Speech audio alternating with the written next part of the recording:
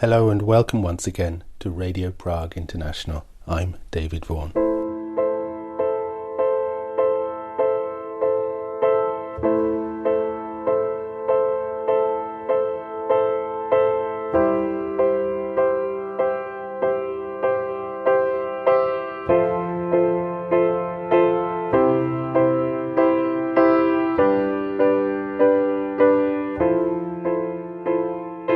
We continue our radio and podcast series A Stitch in Time, in which the youngest generation give their own perspective on the recent past, as seen through their family history. We'll be bringing you three very powerful and very different stories from the Second World War and the period just before and after the war.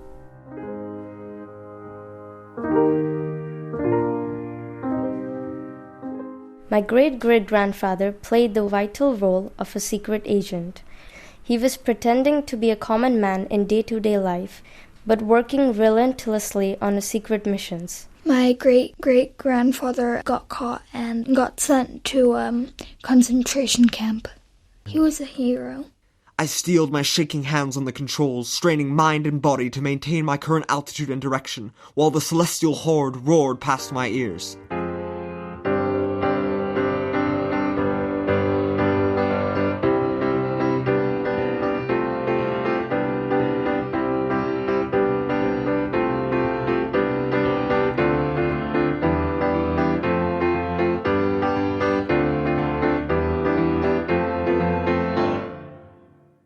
We'll be starting with a classic story of wartime courage and adventure, as 17-year-old Rade Meech-Tatić recounts a dramatic episode in the life of his grandfather as a pilot in the Royal Air Force. We then turn to occupied Bohemia and Moravia, where wartime heroism took a very different form. 11-year-old Amy Piper tells the story of her great-great-grandfather from the town of Čáslav, who warned his fellow citizens as they faced arrest by the Gestapo. And our third story will be taking us several thousand kilometres to the south and east. 16-year-old Anushree Kshirsagar from Brno also has a tale of courage and resilience, as she talks of the role of her great-grandfather in the struggle for Indian independence. Three young people, whose home is here in the Czech Republic, celebrate three very different family heroes.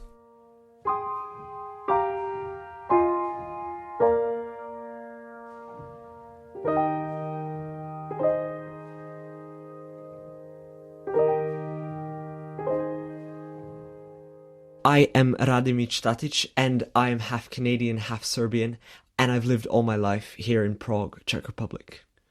My story was based on a rather harrowing chapter of my late grandfather's memoirs as a pilot in the RAF.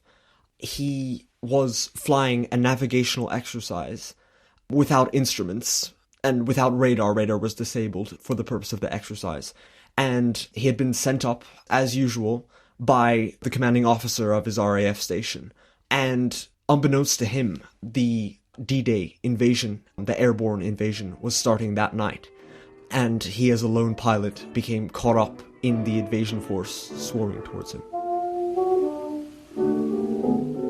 So let's now hear Rade's story, with Rade in the role of his grandfather, Flight Lieutenant Richard C. Meech. Netoliko, že je tma, ale nevidím. Vím, že je tu všude tma, já ji nevidím.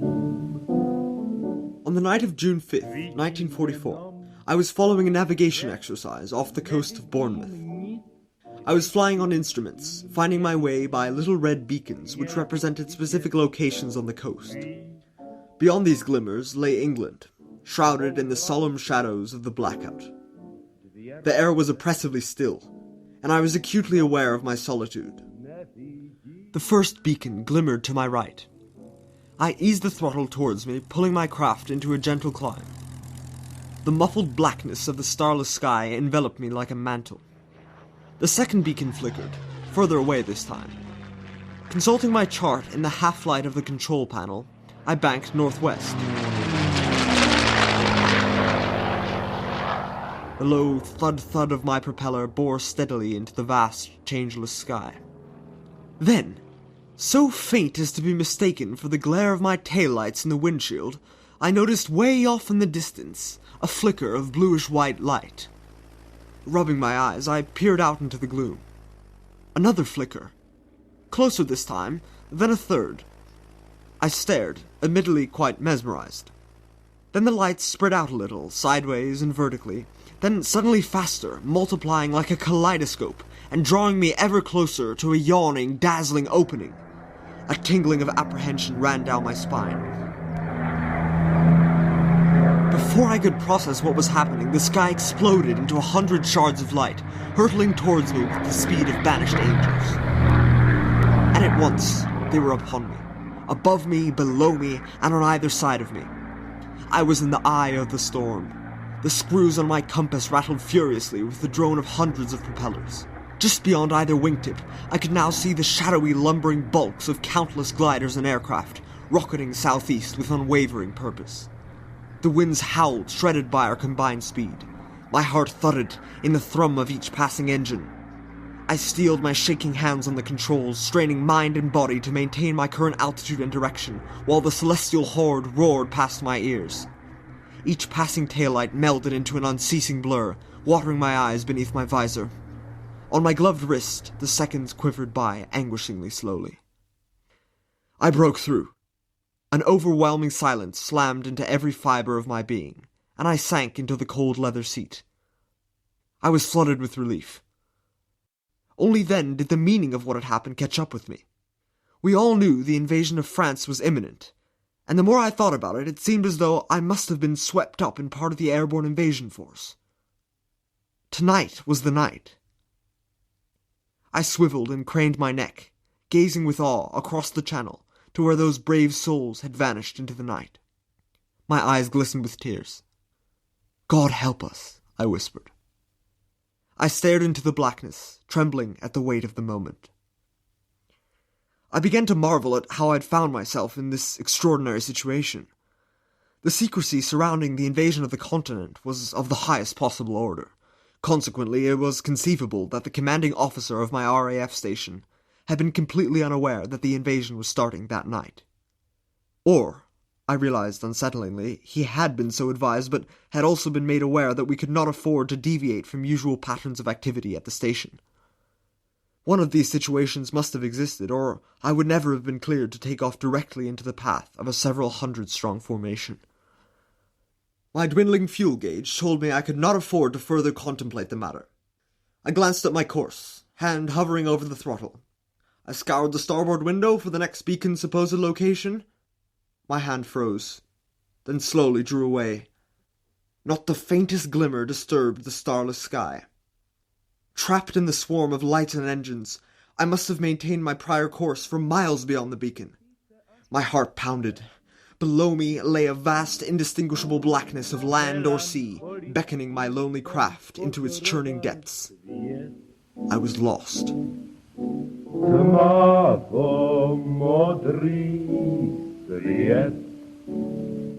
I wanted to ask you about the process of writing, because it's a beautifully written piece.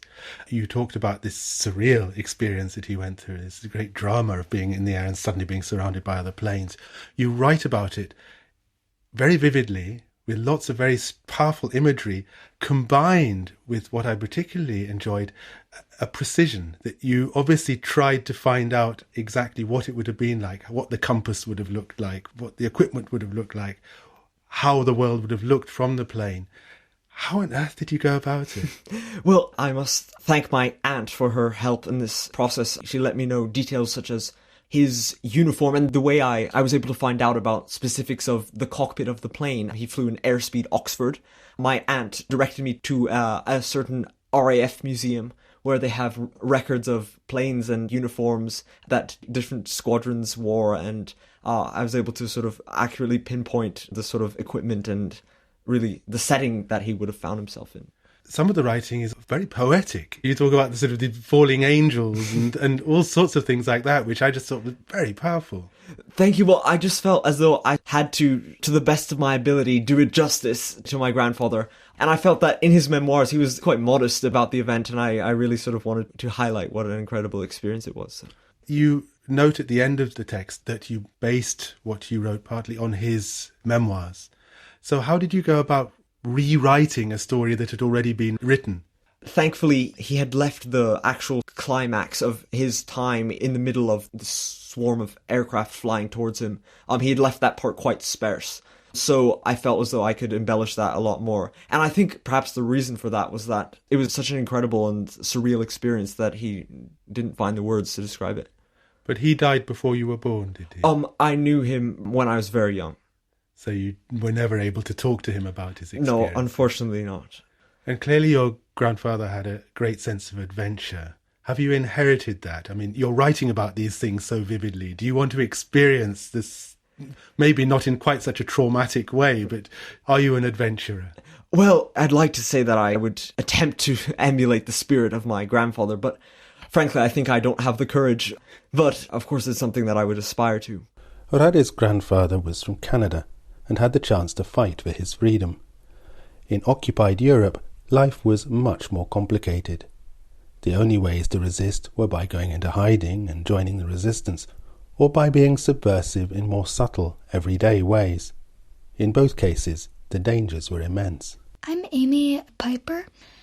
I'm from Czech Republic and I'm 11 years old. And tell us a little bit about the story that you chose to write. Basically, it's about my great-great-grandfather when World War II happened, telling people that they were in danger.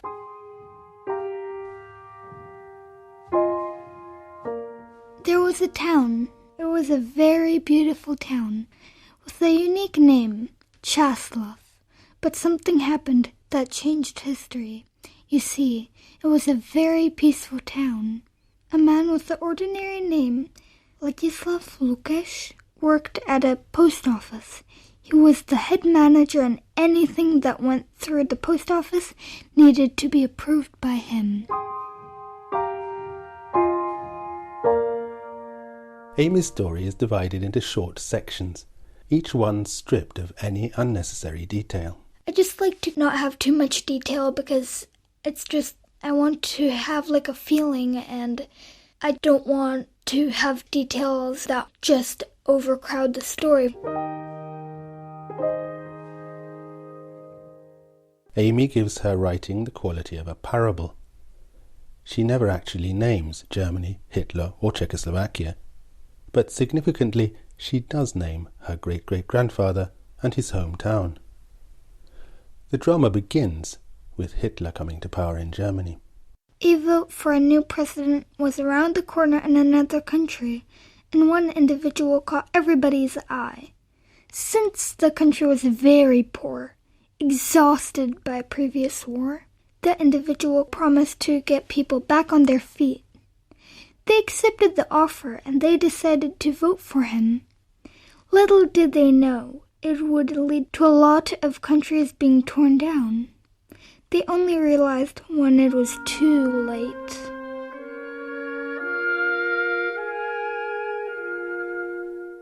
Everything seemed normal until the president sent the people who followed him to the country where we can find Čáslav. Once they got there, they asked strange questions like what religion people believed in. But no one questioned it. Surely nothing is wrong, so they thought.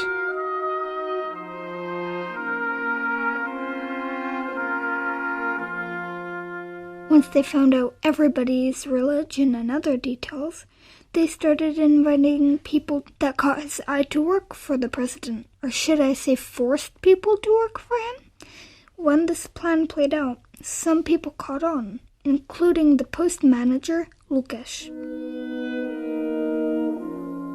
From his position, he took advantage of his situation. He warned potential victims and informed them they were in danger.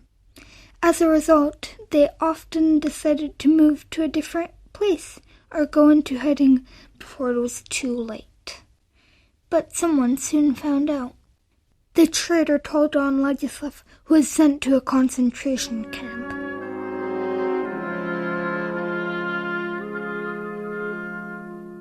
They fought against the president. It was a tough war, but the president lost. Everyone realized that he was the reason people were found dead long after working for him. The president knew he was going to be executed. He was found dead. It turns out he killed himself. People were free again. But what if somebody in the future did the same thing? No one knows until that time comes.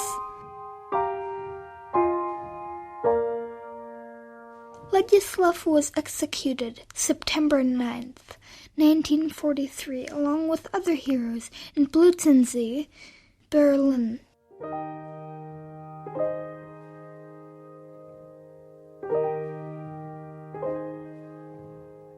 You talk about whether this can happen again, whether history can repeat itself. Yeah. Do you feel that danger?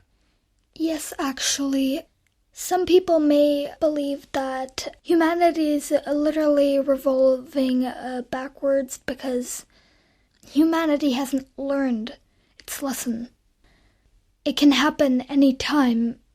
Any war can happen, and it can be in the hands of someone who's powerful and may take advantage of the situation. You never know. Are you optimistic when you look into the future? I actually am a little bit pessimistic and realist. Yeah. Our final story is also one of great personal sacrifice, but in a very different context. My name is Anushree Kshirsagar, and I'm from India. I'm 16 years old and live in Brno from last 5 years.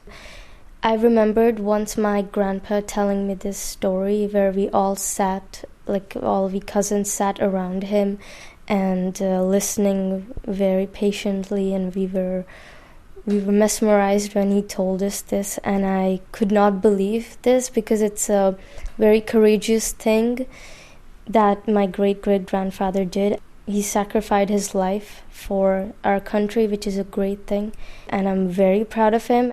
Anushree's story goes back still further in time, beginning with her great-great-great-grandfather, who witnessed the assassination of the British Commissioner of Mumbai, Arthur Jackson, in 1909. The bullet punched its way through the British Commissioner's chest. Jackson fell to the ground. A pool of blood formed around him and soaked into his clothes as he choked to death. This chaos took place in a theatre. A commissioner of Mumbai was murdered by Anant Lakshman Kahanare and his revolutionary group. This terrifying incident petrified people, and they ran in haste. However, one man stood there with frozen feet, paralyzed with shock. He was none other than my great-great-great-grandpa. The event completely mesmerized him, and it was an Indian revolutionary movement in the state of Maharashtra. My great-great-great-grandpa told stories to my great-great-grandfather, his son, when he was young, and encouraged him to become a part of freedom fighting for the motherland. My great-great-grandfather's name was Gopal Krishna Kshirsagar. He was born in 1917. In 1936, when he was 19 years old, he joined the secret revolutionary group in Nashik, known as Abhinav Bharat Society, the Young India Society.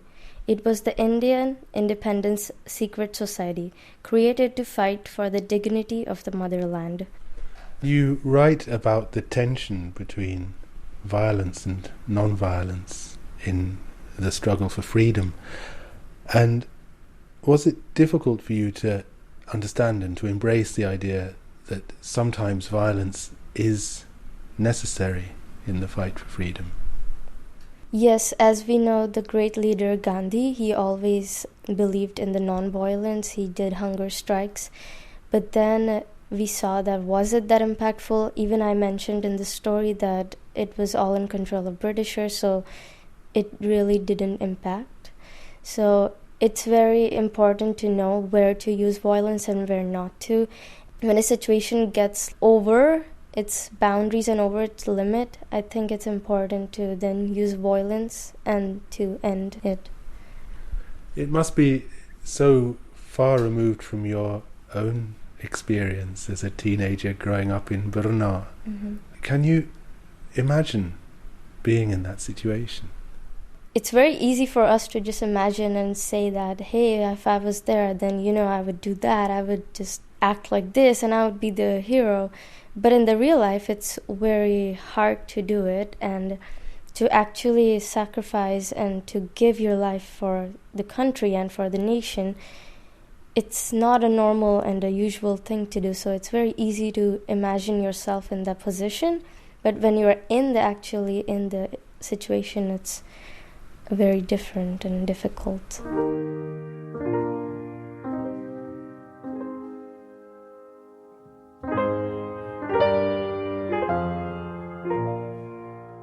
My great-great-grandfather played the vital role of a secret agent to provide information about a British group and their movements. It was a very risky role, and a single mistake could lead to a punishment of a lifelong jail sentence. Knowing this impact, my great-great-grandfather had accepted the challenge without thinking about the danger to his life. He was pretending to be a common man in day-to-day life to avoid any doubt about him as a secret agent, but working relentlessly on secret missions. He was a hidden hero in a freedom fighters group. Unfortunately, one day during his secret mission, my great-great-grandfather got caught by one of the local British officers and subsequently sent to jail. Although he had to face a very brutal treatment from the British in jail, he did not speak a single word or any evidence of a secret mission.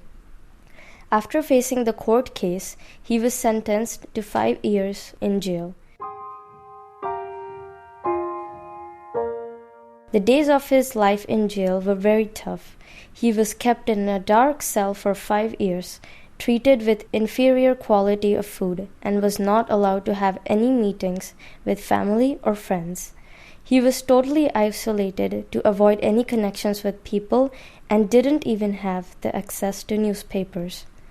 The British treated him as a big traitor. My great-great-grandfather was separated from other prisoners, and he always was locked in heavy metal chains around his neck, hands, and legs. The British was doing all they could to break his patience and were looking to receive information about his group's secret missions. Salute to my great-great-grandfather. Even though he was suffering through all these pain treatments, he never revealed any information. His health was deteriorating day by day, and unfortunately, he died in a few months of his return after finishing the punishment, still in his 30s, in the year of 1947. Unfortunately, he missed seeing the sunrise of free India as India got freedom on 15th March 1947. He died happily with a sense of satisfaction as he contributed to a great extent, making many secret missions successful that impacted British morale, although his work always remained hidden in history as he was a hidden hero behind the scenes. But my great-great-grandfather is a heroic inspiration to many generations in our family and in his village, and we are proud of his patriotic sacrifice.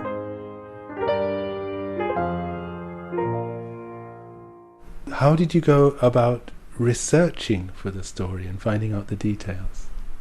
Yeah, so the first bit where I mentioned Jackson, the commissioner, I was just searching who was the commissioner at that time. And the other parts, I just got bits from my grandpa, my dad, my mom, and it just a combination of everything they told me. It's not research, it's just about what my parents and grandparents told me about what their parents told them. So it really is important to the whole family. We heard this story so many times, our parents and grandparents told us, and it's a very important historical time for us. part of your identity. Yes, it is a big part of our identity, as we get to be, called as the family of the heroic person. And also his wife, my great-great-grandpa's wife, she also played a big role, since she supported him in the end, because she didn't know in the beginning he worked for this moment. But even she played a big role, and we are also even proud of her for supporting him in the end. That was 16-year-old Anushree Kshirsagar, who is from India, but living in Brno for the last 5 years. In the programme, we also heard 11-year-old Amy Piper and 17-year-old Rade Meech-Tatić. Thanks again to Bára Dočkalová for composing the theme tune and Vít Beneš on the piano. Next week, we move forward in time once again to post-war Czechoslovakia. You can find all the stories featured in this series on the Radio Prague International website, radio.cz. From me, David Vaughan, and all of us here, goodbye.